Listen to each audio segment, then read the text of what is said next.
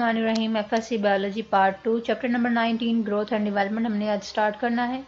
किसी ऑर्गेनिज्म की life cycle में जो चेंजेस आती हैं वो चेंजेस कब से आने शुरू होते हैं? जब एक एग फर्टिलाइज हो जाता है, यानी कि फ्यूजन होती है स्पर्म सेल की और एग सेल की, इसे बोलते हैं फर्टिलाइज्ड एग। फर्टिलाइज्ड एग से लेकर जब अडल्ट तक एग में जो चेंजिंग आती हैं या जो उसमें हम कहते हैं डिवेलपमेंटल जो चेंजेस हैं, ये चेंजेस जिससे एक ऑर्गेनिज्म की कंप्लीट डेवलपमेंट हो जाती है, उसकी फॉर्मेशन हो जाती है।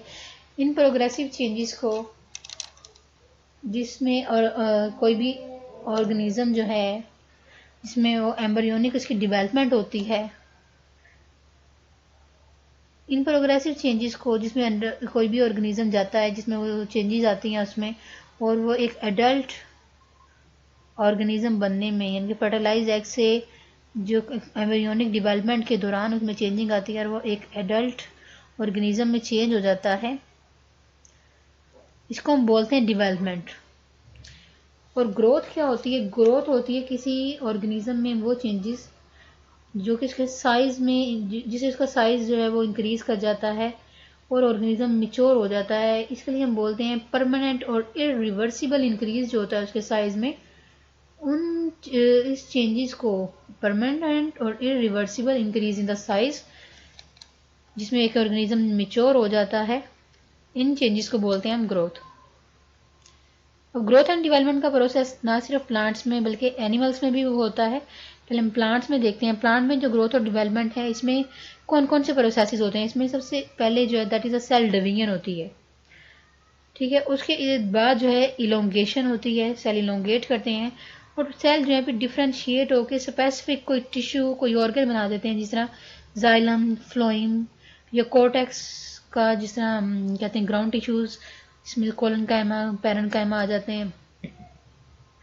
इसलिए हम कहते हैं ग्रोथ जो है वो एक इरिवर्सिबल इंक्रीज है उसके साइज में, जबकि डेवलपमेंट जो है वो एक प्रोग्राम सीरीज ऑफ स्टेजेस है, जिस तरह जिसमें एक मोरूला, ब्लास्ट्यूला, गैस्ट्रुलेशन, ये चेंजेस आती हैं जिससे एक सीरीज ऑफ चेंजेस जिससे एक सिंपलर फर्टिलाइज्ड एग जो है मोर कम्प्लेक्स फॉर्म में एक मल्टी सेलुलर ऑर्गेनिज्म में चेंज हो जाता है। इसको बोलते हैं हम डेवलपमेंट। जैसे जैसे डेवलपमेंट का प्रोसेस होता है सेल में चेंजिंग आती है, इसके स्ट्रक्चर में और उसके फंक्शन में चेंजिंग आती है और वो एक मिच्योर सेल में कन्वर्ट हो जाता है। प्लांट में जो ग्रोथ पैटर्न है इसको बोलते हैं हम ओपन ग्रोथ पैटर्न, क्योंकि प्लांट में जो ग्रोथ होती है थ्रू आउट द लाइफ होती है। और प्लांट में जो ओल्ड ऑर्गन्स होते हैं, जिसमें उसकी ब्रांचेस हैं, उसके लीव्स हैं, उसके फ्लावर हैं, उसके रूट्स हैं, अगर वो कट जाते हैं तो दोबारा से बन जाते हैं। इसके अलावा इनलार्जिंग फॉर्म ऑफ उसकी रूट्स की टिप्स और शूट की टिप्स जो है वो उनमें ग्रोथ होती है। लेकिन ये जो प्रोसेस होता है ग्रोथ का तमाम प्लांट्स में through out the body uniform नहीं होता। शुरू में हम कहते हैं कि ग्रोथ जो है वो स्लो होती है, ग्रेजुअली जो है वो प्लांट में ग्रोथ रैपिड हो जाती है, फिर मैक्सिमम उसकी होती है ग्रोथ, ज़्यादा स्पीड उसकी ज़्यादा से ज़्यादा होती है। और उसके बाद जब वो मिच्योर एक पूरा एक ट्री बन जाता है तो उसके बाद उसकी ग्रोथ जो है वो ग्रेजुअली स्लो डाउन हो जाती है।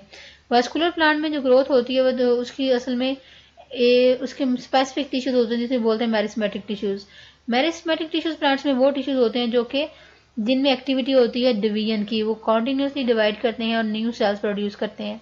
मेरिस्मेटिक टिश्यूज जो होते हैं वो यंग टिश्यूज होते हैं, या हम कहते हैं ग्रुप ऑफ सेल्स होते हैं जिनमें डिवाइड होने की एबिलिटी होती है या पोटेंशियल होता है डिवाइड होने का। लोअर प्लांट्स में इंटायर प्लांट बॉडी जो है वो ग्रो करती है, लेकिन हायर प्लांट्स में इंटायर बॉडी जो है वो ग्रो नहीं करती या इसमें ये एबिलिटी नहीं होती। ये ग्रोथ रीजन जो होते हैं वो प्लांट में स्पेसिफिक पॉइंट्स पे होते हैं। इन ग्रोइंग पॉइंट्स में ये डिवीजन की एबिलिटी जो होती है वो स्पेसिफिक सेल्स की वजह से या स्पेसिफिक टिश्यूज की वजह से होती है, जिन्हें बोलते हैं मेरिस्मेटिक सेल्स। ये मेरिस्मेटिक सेल्स जो हैं वो स्टेम में भी प्रेजेंट होते हैं, उसके तने में भी और उसकी जड़ों में भी ये प्रेजेंट होते हैं। अब मेरिस्टेम की भी टाइप्स आ जाती हैं।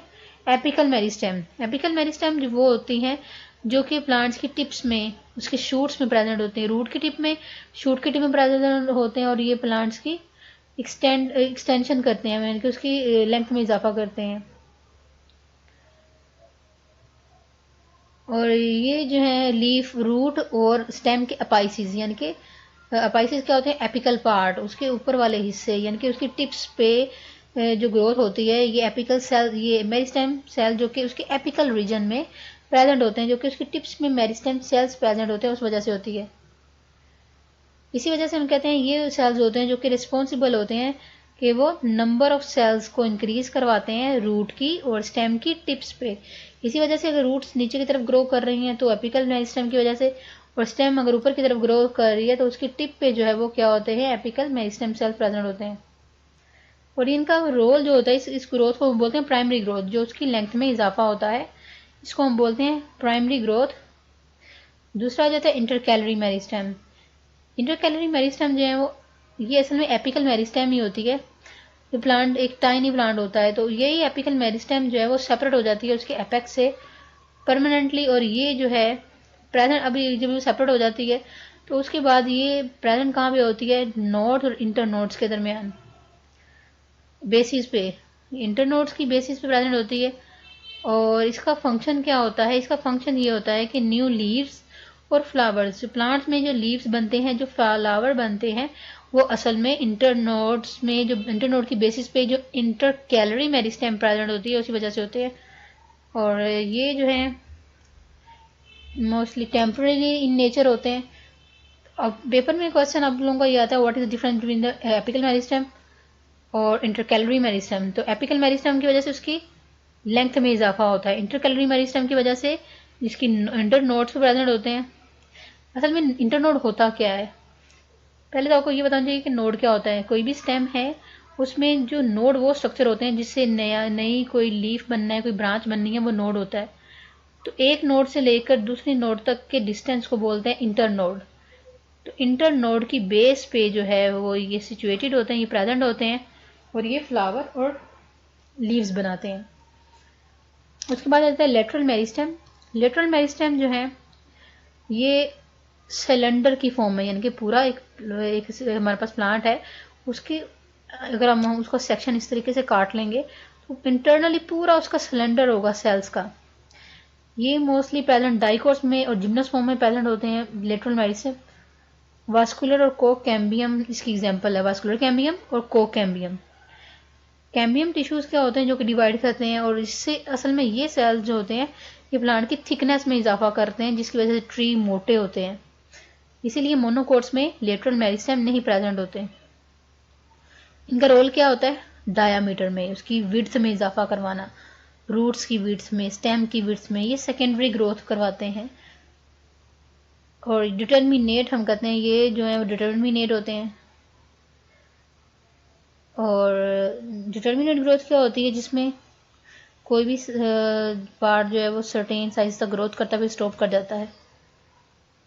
लीव्स और फ्लावर और फ्रूट इसकी एग्जांपल आ जाती है, यानी कि जिस तरह हम कहते हैं ना, लीव्स का साइज और फ्लावर का जितना साइज बनना है उसके बाद स्टॉप हो जाता है। लेकिन इनडिटर्मिनेट लेटरल मेरिस्टेम जो होते हैं वो क्या करते हैं, इसकी वजह से ये वो मेरिस्टेम होते हैं जो कि कंटिन्यू जो है वो एक्टिव रहते हैं और यूथफुल रहते हैं। इसी वजह से ये रूट में और स्टेम की विड्थ में इजाफा करवाते रहते हैं।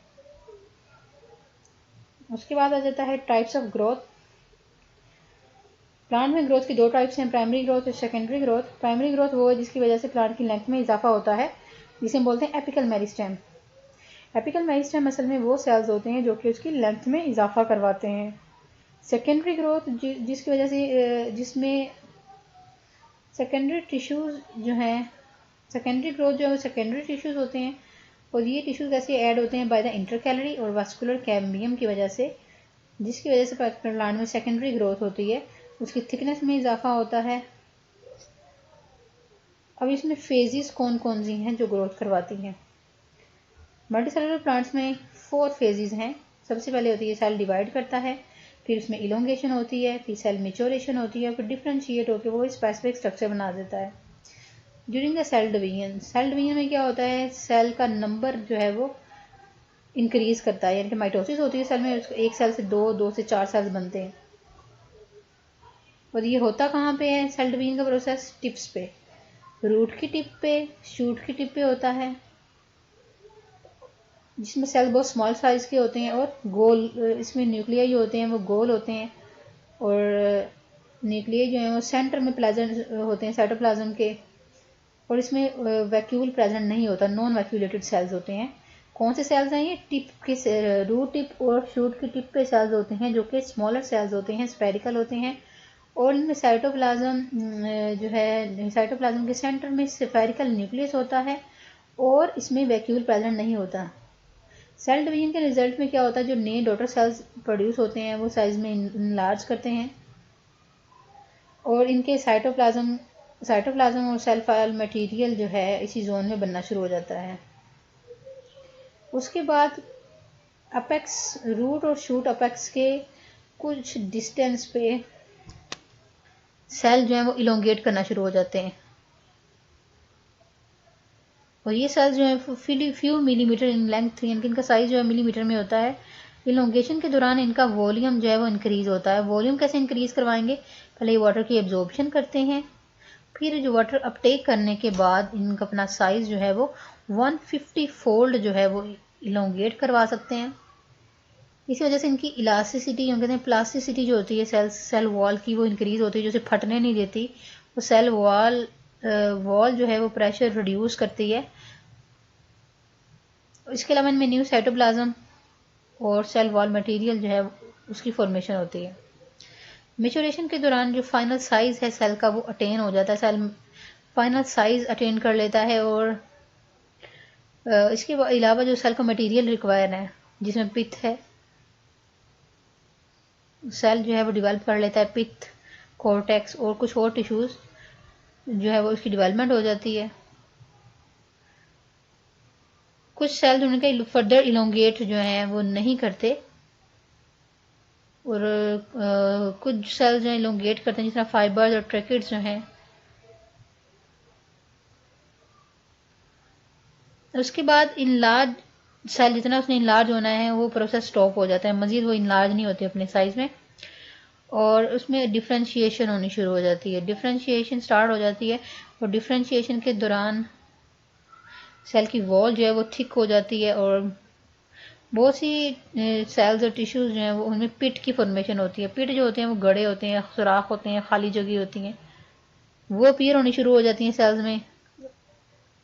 और ये थिकनिंग जो होती है वो उसकी वॉल, जाइलम वेसल्स की वॉल में प्रेजेंट होती है, और इसके बाद जब उसमें स्पेसिफिक उसने साइज अटेन कर लिया है और उसकी थिक अपने उसके सेल जो है वो थिक हो जाते हैं, उसमें पिट फॉर्मेशन हो जाती है, तो वो स्पेसिफिक स्ट्रक्चर अटेन कर लेते हैं, जिस तरह जाइलम वेसल्स या कुछ और टिश्यूज जो भी उसने डायमेंशन बनानी है वो बना लेते हैं, और ये सेल जो है उसकी ग्रोथ जो है वो कंप्लीट हो जाती है।